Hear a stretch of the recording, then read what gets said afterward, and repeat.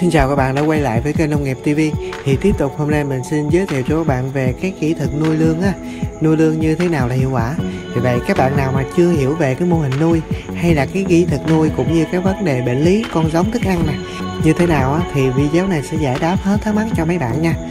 Nghề nuôi lương thì không có khó, nhưng quan trọng thì chúng ta phải biết nắm bắt cơ bản về con lương cái đã, để khi đi sâu vào nuôi thì các bạn sẽ dễ dàng hơn nha.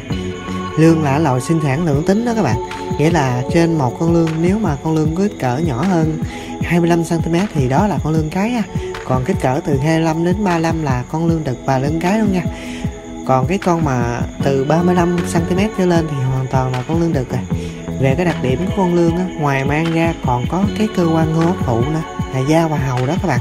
Vì vậy con lương sống trong bùn hoặc là trong môi trường oxy thấp nhưng vẫn khỏe mạnh và phát triển được nha.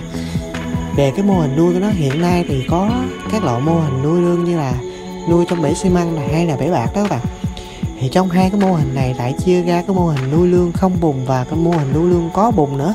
Thì tùy vào cái điều kiện của cái gia đình của các bạn á, mà các bạn có thể chọn một cái mô hình nuôi các bạn muốn nha.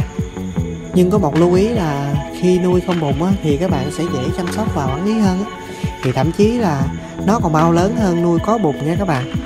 Còn khi mà chúng ta chọn nuôi có bùn thì cái việc này sẽ phù hợp với cái mô hình nuôi lương sinh sản nha. Vì khi mà có bùn á, con lương sẽ làm hang và nó sẽ đẻ trứng ở trên miệng hang á. Rồi tiếp theo á, mình chỉ việc mình thu trứng và mình đem ấp thôi. Về cái việc mà thiết kế bể nuôi lương á, thì nhớ là các bạn làm bể thì phải làm cái bể nghiêng về một góc để xả hết cái cặn bã nha. Thì các bạn cũng phải làm một lỗ mà thoát chống tràn nữa, để khi các bạn mà gặp trời mưa lớn á, mà mình không có hay á, thì việc thất thoát lương á, đôi khi sẽ xảy ra đó các bạn. Còn cái địa điểm nuôi lương thì do cái tập tính lương không có ưa ánh sáng và ồn ào đó, thì nên cái bể nuôi lương của các bạn phải bố trí ở nơi thoáng mát và yên tĩnh nha, tránh nó nắng trực tiếp nha các bạn. Hoặc là bên ngoài trời thì tốt nhất các bạn nên có mái che đó, hay là các bạn có cái lục bình hay là bèo á, mình phủ trên cái bề mặt của bể vẫn được. Về việc mà chọn lương giống thì nói về cái nguồn của nó thì thứ nhất là sẵn có trong tự nhiên nè. Thì tuy nhiên á, các bạn nên chú ý rằng á, lương đồng mà khi mình bắt về thường rất là khó nha, do cái bản tính nó trong cái môi trường tự nhiên á, nó luôn nhút nhát và mình sẽ gặp khó khăn trong cái quá trình nuôi á. Ngoài ra vì cái nguồn giống mà bạn mua từ cái bên ngoài á, thì do cái người dân đánh bắt ngoài tự nhiên thì mình không có biết là họ dùng cách nào để bắt chúng đâu. Thì có khi dùng lưới điện hay là dùng xiệt gì đó mình không có biết. Thì khi mình mua về thì con lương nó cũng khó mà sống nổi nha các bạn. Thì lúc đó mình là cái người mà chịu thiệt hại á. Mà mình muốn biết thì các bạn cũng lưu ý một điều là khi mà bắt con lương ngoài tự nhiên về thì đa số con lương này nó sẽ bị sai sát thôi. Nó có thể mà mắc cái lưỡi câu á, cái miệng nó sẽ bị lủng lỗ nè, hay là công thân do cái mà xung điện đó các bạn. Thì có một số biểu hiện như vậy. Nói vậy thôi chứ các bạn mà tự bắt lương giống về nuôi thì cũng vẫn được. Tuy hơi khó thường hơn chút nhưng mà không có sao, quan trọng là mình giảm được chi phí ha. Còn một cách khác là đơn giản hơn thì các bạn có thể tìm mua giống ở những cơ sở cung cấp giống có uy tín chất lượng nè. Khi chọn con giống thì các bạn nên chọn những con khỏe mạnh, da bóng đồng đều nhiều nhất và không bị sai sát nha. Kích thước lương giống thì mình thả tốt nhất là size từ 8 cm đến 10 cm một con. Như vậy là ok nha các bạn. Thì cái mật độ thả thì hồi đó mình đi học á, thì sách vở nói là 30 đến 40 con trên mét vuông thôi. Nhưng thực tế chúng ta thường nuôi 200-300 con trên 1 mét vuông cũng không thành vấn đề nha các bạn. Về cái việc thả lương, tốt nhất trước khi thả thì các bạn nhớ tắm nước muối cho nó nha. Rồi hãy thả vào bể nha các bạn. Nước muối á, mình pha khoảng 4 đến 5 phần ngàn là được rồi. Thì ngâm cho nó khoảng 10 đến 15 phút thì sau đó mình hãy thả vào bể. Thì tắm muối cũng rất hay nha các bạn. Muối sẽ làm giảm cái vi khuẩn nè, ký sinh trùng cũng như các mầm bệnh khác nữa đó. Thì do con lương là loài da trơn nên khi đánh bắt về nó sẽ dễ bị sai sát, cho nên tắm lương trong cái nước muối thì là một cái biện pháp mà cực kỳ quan trọng luôn nha. Còn về cái nước nuôi lương á, thì cái độ pH thích hợp của nó từ 6,5 đến 7,5 ha. Thì các bạn cũng nên kiểm tra cái độ pH trước khi thả nuôi nha. Nếu mà nước có cái pH nhỏ hơn 5 thì mình nên dùng vôi thì để tăng cái độ kiềm ở trong nước lên. Như vậy có thể nuôi được rồi nha các bạn. Về cách mà kiểm tra pH á, thì các bạn có thể mua các loại test ở trên thị trường bán nhiều đó. Còn một cái này nữa, nếu mà nơi các bạn mà cấp nước ngọt khó khăn á, thì mình có thể là làm cái bể tuần hoàn cũng tốt nha các bạn. Thì nếu các bạn muốn biết cái bể tuần hoàn làm như thế nào á, thì cứ comment và mình sẽ làm một cái clip hướng dẫn cụ thể cho các bạn ha. Thì nói về cái nguồn nước mà khi các bạn nuôi á, thì các bạn chọn nước giếng hay nước sông thì cũng được, thì nước máy cũng được luôn nha các bạn. Tuy nhiên với cái nước máy á, để an toàn thì các bạn nên mà để lắng 24 tiếng đồng hồ, thì cái lượng chlorine sẽ bay hơi đi hết nha. Thì còn trong cái quá trình mà nắng nóng nữa, thì cái nhiệt độ cao này thì cái clo sẽ bay hơi càng nhanh hơn nữa. Thật ra cái chlorine á, thì đây là một loại khí á, thì được nén thành cái chất lỏng thôi. Cái chỉ tiêu clo trong nước sinh hoạt là có 0,2 mg trên lít à.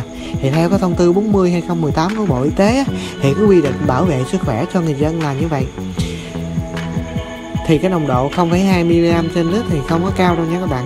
Thì nhưng cũng phải mà để lắng và sử dụng cho nó an toàn. Còn cái về thức ăn á, thì một ngày mình cho nó ăn 1 đến 2 lần là được rồi. Cái thời gian cho ăn nên cố định. Cái thức ăn cho lươn bao gồm các loại như là cá sai hay là giun nè các bạn. Thì thậm chí tận dụng ốc bươu vàng, hạt lúa cũng vẫn được luôn nha. Thì nhưng các bạn cũng cẩn thận về khi dùng con ốc bươu vàng á, vì con ốc bươu vàng mình bắt ở ngoài ruộng về, đôi khi nó bị nhiễm thuốc sâu hay vậy á, thì nó sẽ ảnh hưởng đến con lươn. Thì tuy nhiên với cái việc mà nuôi lươn mật độ cao như vậy thì đa số mọi người á, sẽ dùng cái thức ăn viên công nghiệp thôi. Thật ra như là ốc hay là cá sai đó các bạn, thì cái đạm nó chừng 15-16% à. Nhưng mà khi các bạn cho ăn bằng cái thức ăn công nghiệp thì chúng ta hoàn toàn á, lựa được cái độ đạm của nó nha. Tuy nhiên thì mình cũng có thể tận dụng cái thức ăn tự nhiên thôi, thì mình vừa tiết kiệm chi phí mà nó tăng hiệu quả kinh tế cũng tốt thôi nha các bạn. Về thu hoạch á, thì thường á, cỡ lươn giống khi thả mà 5 đến 60 con trên 1 kg á, thì thời gian 6 tháng thì mình có thể thu hoạch rồi. Còn quy cách mà mình thả từ 15 đến 20 con trên 1 kg nha, thì thời gian nó sẽ rút ngắn lại hơn đó. Thì chỉ khoảng 4 tháng là mình thu hoạch được rồi đó các bạn. Thì cũng mau thôi nha.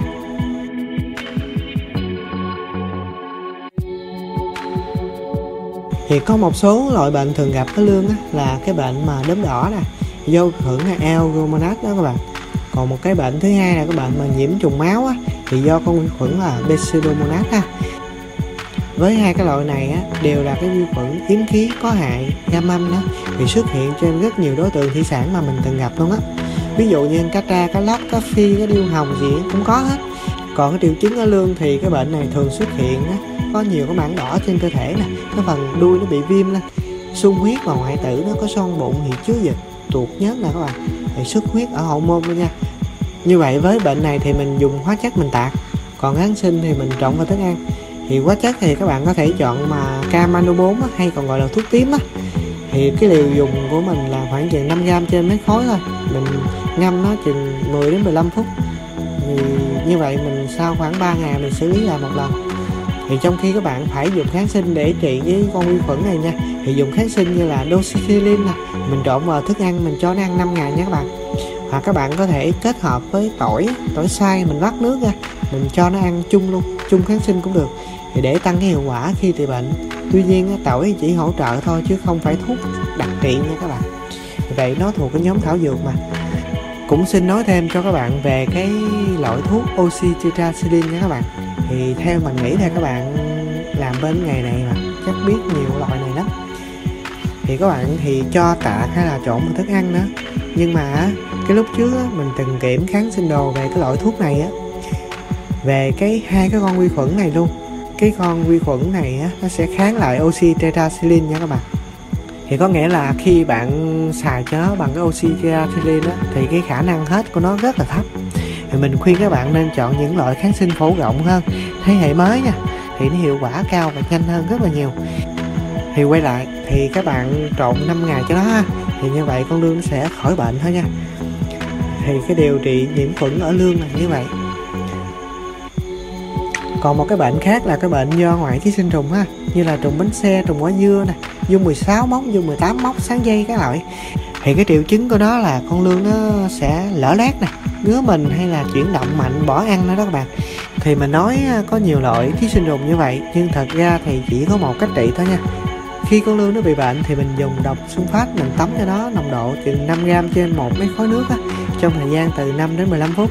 Hoặc có thể các bạn dùng muối ăn cũng được, natri clorua, mình tắm cho nó khoảng 5 đến 10 phút ha. Còn cái bệnh mà nội ký sinh trùng, nếu các bạn muốn hạn chế tối đa cái bệnh ký sinh trùng nội này nè, thì một tháng phải tẩy giun một lần nha. Với lương thì mình dùng cái thuốc mà có thành phần là Raventel đó các bạn, thì trộn vào cái thức ăn cho nó ăn, thì khả năng cái bệnh này cũng giảm tối đa luôn khi mà mình tẩy ký sinh cho nó.